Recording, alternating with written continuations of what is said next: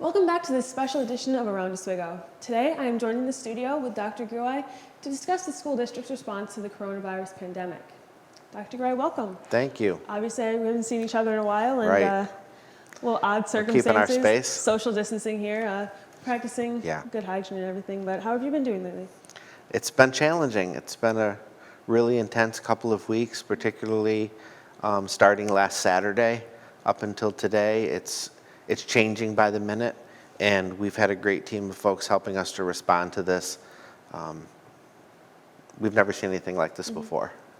And personally, I know a lot of people want to know, how are you handling this? How are you handling the stress of trying to control the fear, I guess, in the school district? How are you handling that yourself?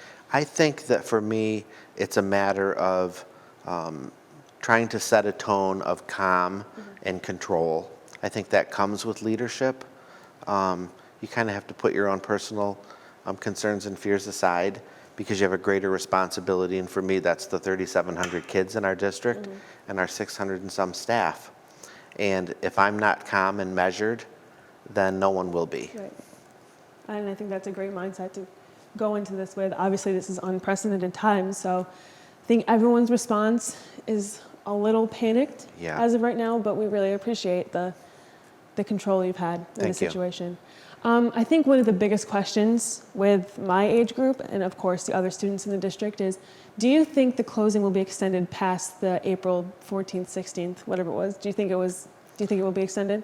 Personally, I like to take it one day at a time, and as you've seen over the last week, it changes daily. Right. And my daily robocalls are really designed to keep folks up to date and help them understand that we will give them all the answers that we have on that particular day.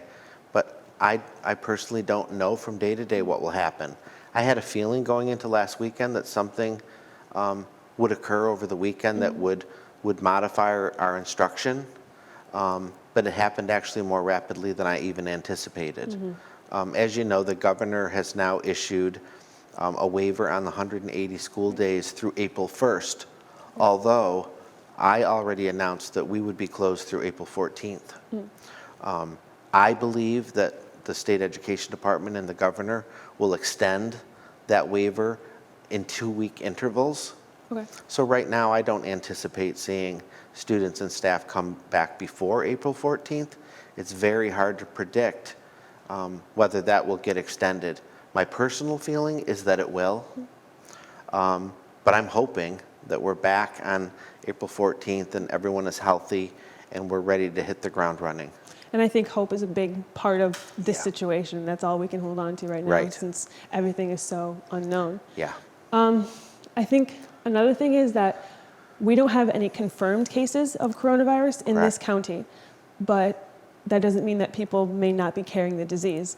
Do you think the fact that we do not have any confirmed cases changes your response? No, I think that what you can see from the response over last weekend is that the Oswego County Health Department and the Oswego County Legislature believes that being proactive in our social distancing is the right thing to do, despite the fact that there are no confirmed cases. You saw soon after that all 9 component school district superintendents quickly closed our schools until April 14th. A state of emergency and that type of guidance was exactly what we were waiting for. And so the superintendents were in a Zoom meeting on Sunday making decisions about how to move forward.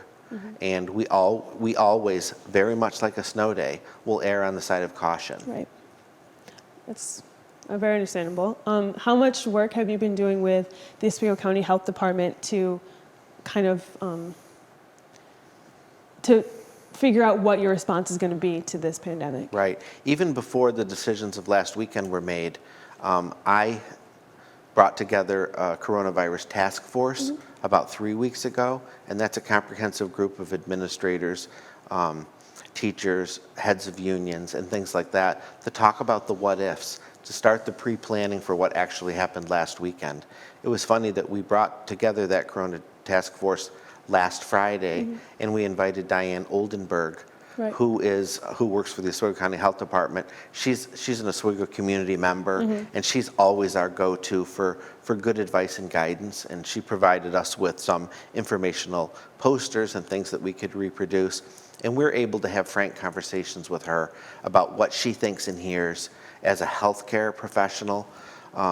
Certainly Mrs. Christina Chamberlain, who's our school nurse manager, Right. has been heavily engaged in those conversations. And together we really were, I felt, in a very prepared state before this all happened, as well as you can be prepared for something like this. Right. And I know Ms. Oldenburg has been doing a lot of work. I know she came into classrooms before we closed and kind of calmed the fear a little Yes. bit, but also gave us very comprehensive knowledge on Yes. the virus itself. Yeah. So that is really appreciated. But I know a lot of the fear that's kind of surrounding this is with our seniors, Yes. me included. Obviously, senior year is a very big year for us. There's a lot of big milestones, a lot of lasts at high Yes. school. And I think what I'm worried about a lot of the time is, will we have prom? Will we have graduation? We're going to miss our 100-day celebration. What is going to happen for the seniors going forward? Right, right. I understand that, and I think about that every day. It's very hard to tell what will happen in that regard, but you can see that the response from teachers was swift and furious over the weekend and into Monday.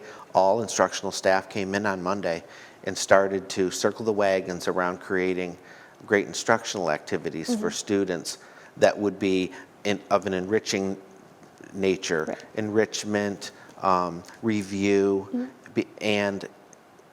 but with an emphasis on no new instruction, because the regulations around providing new instruction would be so hard it would be so hard for us to provide new instruction in a fair and equitable way Right. to classrooms, class by class, teacher by teacher. And our responsibility to our students who have special needs or any type of IEP would be nearly impossible to accommodate remotely. So that's why you see that our emphasis is on enrichment and review. Now, relative to those other lasts, you probably have heard that in my notices I've emphasized teachers should not be and won't be reaching out to students or classes, giving graded assignments Right. or due dates for assignments. And I felt very strongly about that in that first week. But now we're going to regroup and start thinking about ways that staff can start reaching out to students in a really, hopeful and encouraging way, to engage them in conversations, to check to see how they're doing, to provide opportunities for groups of kids to talk remotely and things like that.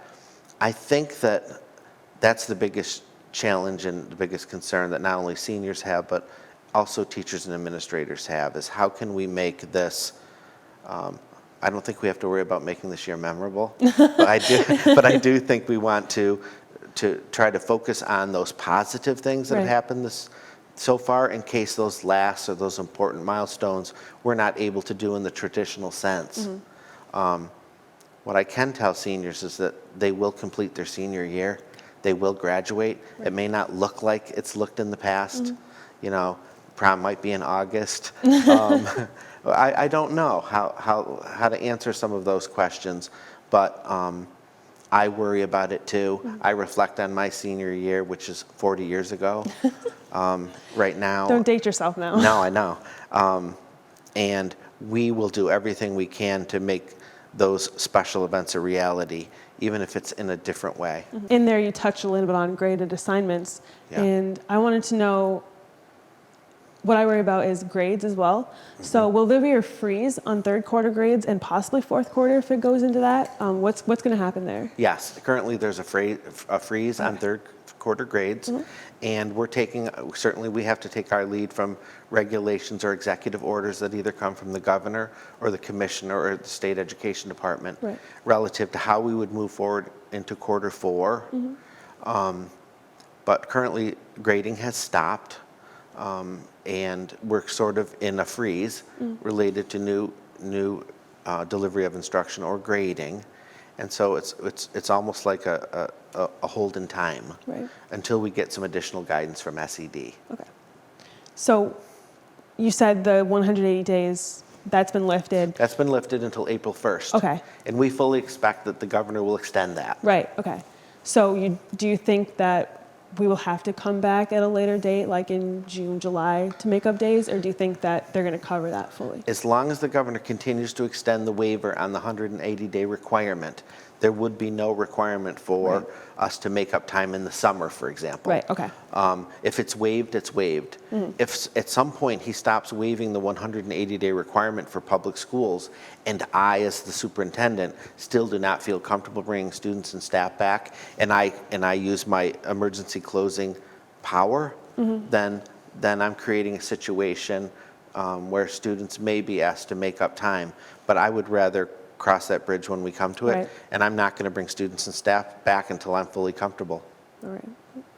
And I know a fear of parents across the district, especially those with younger students, they're struggling with keeping their students engaged and active while they don't have school, while they don't have all of these activities. So do you have any advice to these parents to keep these students engaged and keep their mind working? I do. I've been engaging with parents at our feeding sites for the last several days, and the response from parents and the attitude of community members has been so positive. And parents are like, oh my God, what am I going to do with my kids? This is like a summer vacation in March, but that we didn't plan for.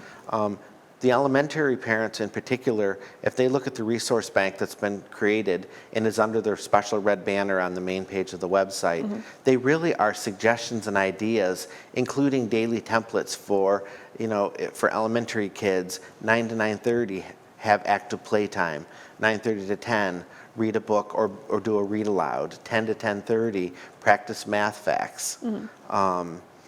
Maybe at 11 o'clock you're watching the History Channel or something like that. Right. And my advice to parents is to create somewhat of a routine if you have the ability to do that, so the kids aren't just wandering aimlessly, and so that they have some meaningful activities to do on a schedule.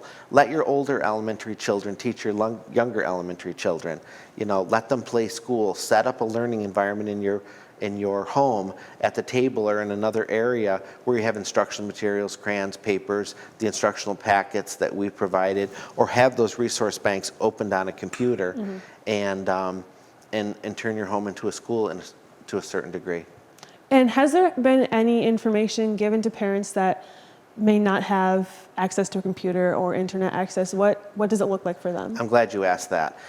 And I've been sharing that in my daily robocalls. For all the resource bank materials that are on our online instructional resource bank on the website, there are hard copies available for parents who do not have access to internet or who may not have mobile devices or computers in their home. Those materials can be picked up at any of our 3 feeding sites. So we have instructional materials K through 12 at all of the feeding sites that are being manned by administrators. And all they have to pull up and say, I need 3 breakfasts and 3 lunches, and I have a 4th grader and a 6th grader, and those materials will be provided for them. We'll continue to enhance those materials as we need to, and new materials will be coming available in coming weeks. Right. And obviously, you and your administrators have been doing so much work, but we cannot forget about the work that the food service workers have been doing, working around the clock, making sure that all of our students are fed in the school district. And I think that's one of the most important things to come out of this pandemic, is seeing how important these workers are. Absolutely. I'm glad you brought that up. I've given a shout out to them in so many ways, but it cannot be overstated that our food service department and its leadership have worked so hard. As you know, we have a new food service director who's only been with us a few months, and he has worked so closely with his cooks and his food service helpers. We have generated over 4,000 mobile breakfasts and 4,000 portable lunches in the last 4 days. That's amazing. And starting yesterday, we started the delivery of those grab-and-go meals, which is a breakfast and a lunch in one bag, at 3 of our sites. And yesterday we expanded that to 4 far east side of the city mobile sites, where we were fearful that students weren't able to get to the Riley site, but we knew we had large pockets of children in those areas. So we did drop-off delivery spots at a couple of our mobile home sites. The new apartment complex by Burritt Chevy, Right. as well as Wine Creek Apartments. And I wanted to also absolutely give a shout out to C's Market, C's Farm Market in Oswego, who's a local business, stepped up and offered to let us borrow their refrigerated produce truck, which has been pivotal in our ability to not only pre-plan and prepare those meals, but also to store them so that we can start delivering. Because you can imagine if we're delivering at 9 a.m., the production yesterday of over 2,000 meals was for today. So we needed a place to store those. None of our building facilities have walk-in refrigeration that would hold that capacity. Right. So our food service workers are prepping, and then Matt and Steve are delivering to sites. Our custodial workers have been champions for sure. Our clerical support. We have people that are pushing payroll and doing invoice and making sure people get paid, and teachers are working on instructional activities. At each of our feeding sites, you have principals, you have central administrators, assistant superintendents are handing out lunches, and teacher volunteers, and security officers, and our DARE officer, and our school resource officer, all people coming together to make sure that our most vulnerable kids are fed. Right. So, I mean, I'll be thanking folks until the day that I retire, but it was, what has happened in our food service department has been mind-boggling to me. Yes, I can only imagine. It's, yesterday, late into the afternoon, we were filling trays with bagged lunches, loading them on carts, loading those carts onto refrigerated trucks and locking them down. And, it's an amazing thing to watch. And can you give us more insight as to where exactly these feeding sites are, where they can pick up the lunches and breakfast as well as the enrichment materials? Yes, the enrichment material, our 3 main feeding sites as of today, this could change because we've been monitoring closely the response rate at those sites. Right. What we do know is that our main site, which is Riley Elementary, has been our most active site, hundreds and hundreds of meals. We also have a feeding site here at the Oswego High School under the Liberty Street canopy. Okay. And our 3rd site is Minetto Elementary to service Scriba, Minetto, Oswego Town. The high school and Minetto sites have, the response has been much smaller there. However, I was at Minetto just before coming here this morning, and the response today has been almost double yesterday. Oh, wow. And I think it's because we communicate through our daily robocalls where those sites are. Today, in those 3 sites, Riley, Minetto, and the high school, we're providing triple meals. So if a parent comes and says, I need 7 lunches and 7 breakfasts, they're getting 21. Because we want to make sure that our students are fed through the weekend, or should there be a further quarantine and we're not able to continue to provide meals, that we've given them all we can. And then we'll go into new meal production on Sunday for Monday's delivery. Right. And if anybody sees this and feels that they want to volunteer and wants to help with the feeding, can they do that? And what will they do to be able to do that? Right now, we are pretty well manned at those sites because we're trying to keep some social distancing as well, which you can, as you can imagine, is very difficult at the delivery sites. We do have drive up, but they're allowed to drive up and just give their requests through the window, and we deliver those meals to them, pre-bagged. If they're a teacher that would like to volunteer, I would ask them to reach out to OCTA. If our administrators are already all hands on deck, and I think we're in pretty good shape. But if someone would like to volunteer, for anything else or make any types of donations, they should call the superintendent's office and talk to Karen Kennelly at 341-2001. And she's kind of my handler, and she's done a tremendous job as well. I should mention also that yesterday, as I referenced before, we reached out to the far east side of the city. Right. We went to Hilltop and Hillcrest trailer parks, as well as those other two sites, and we delivered meals off those. That's going to change daily, and parents should stay tuned for my daily robocalls to let them know when and where we'll be delivering. Dr. Uri, so I know that we talked about all the changes, and I know that something that has been changing is office hours and staffing. So can you give us a little insight as to how that has changed since this has all began? Yes. The idea of keeping people safe and social distancing has been on my mind since last weekend. And initially, for teachers, the teachers were going to work all day Monday, Tuesday, Wednesday to help create these resource banks. And then I had created an alternating schedule for the following 2 Mondays and Tuesdays, where on Monday it might be elementary grade 1 through 5, secondary social studies science, and then Tuesday might be alternating grade levels. After Monday and the increased intensity and focus on social distancing, I abandoned that plan. And I put teachers out on Tuesday. So teachers came in on Monday, that was it. Now we're working remotely. Soon after that, we went to a greatly reduced staff in our buildings. So currently we have a principal, 1 clerical, and 1 custodian in each building, Monday through Friday, 8 to noon only. 8 to noon. And so if parents need to reach out to buildings, those are the hours they should reach out for something like an important material to pick up or a medication. Right.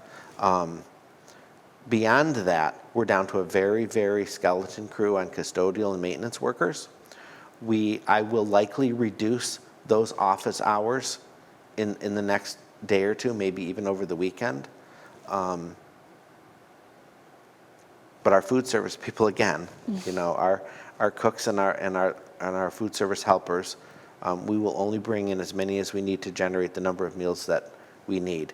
As I mentioned before, we prepared 4,000, more than that, 4,400 lunches and 4,400 breakfasts this week. But based on the analysis of the data from the number of meals that were distributed, then we'll have a greater idea moving forward how much essential staff will need to continue to roll it out. Central administrators, the 3 executive directors, and myself will be working every day. But we might get to the point where there's very little clerical and very little custodial. Starting Monday, Layton Elementary School, Kingsford Park, Fitzhugh Park, and the Oswego Middle School will be completely closed, because once they are completely cleaned, we want them to then be isolated and left alone. The 3 schools where we have feeding sites will continue to have custodial support, particularly the high school, which is our main production for our food and breakfast program. So we need clerical, administrative, food service, and some custodial support on that site. And so that's really the hub of where all the action is happening right now. As far as board meetings, there have been some change orders relative to open meetings law. Many people might see that I canceled the board meeting for this week. I did that last week. We saw this coming, and I didn't want to have a lot of audience in a small room. And we also have board members that either are in a compromised age group, or they might have some pre-existing condition, and it's hard to have social distancing at a board table. Yes. So moving forward, you will see the board will meet periodically to conduct the business of the district. That will be televised for everyone to watch, and it might look like the superintendent, the president of the board, and a camera, and the rest of the board dialing in remotely. So we're going to be doing some things differently, again, to focus on the health and safety of our school community. Right. So obviously, things are changing by the hour. Yes. You never know what's going to come up next. You never know what's going to change. So I think we both encourage parents and anyone in the community to stay engaged, keep looking at the website, be paying attention to the robocalls, and videos like this is very important so people know. Because I feel like most of the fear comes from the unknown. Right. So keeping people informed is kind of what we're going for. That really has been my goal since Sunday. Right. That we want parents and our staff to know, because we're down to a greatly reduced staff as well, that things are getting done, that everything's going to be okay, and that by communicating frequently and honestly, that we can help to alleviate the fears. Everyone is afraid. You referenced it before. Never in our lifetime have we ever seen anything like this, and hopefully we never will again. But the preparedness that the district has shown, I think, should be reassuring to parents. And right now, instruction is not the most important thing. Right. It's feeding our students and creating calm and keeping everybody safe. So that's our goal. Right. Well, Dr. Giro, thank you so much for coming in, taking the time to talk to us today. Really appreciate it. Great. Thank you. Yeah. Stay safe, stay healthy, and have a great week, Oswego. Thank you.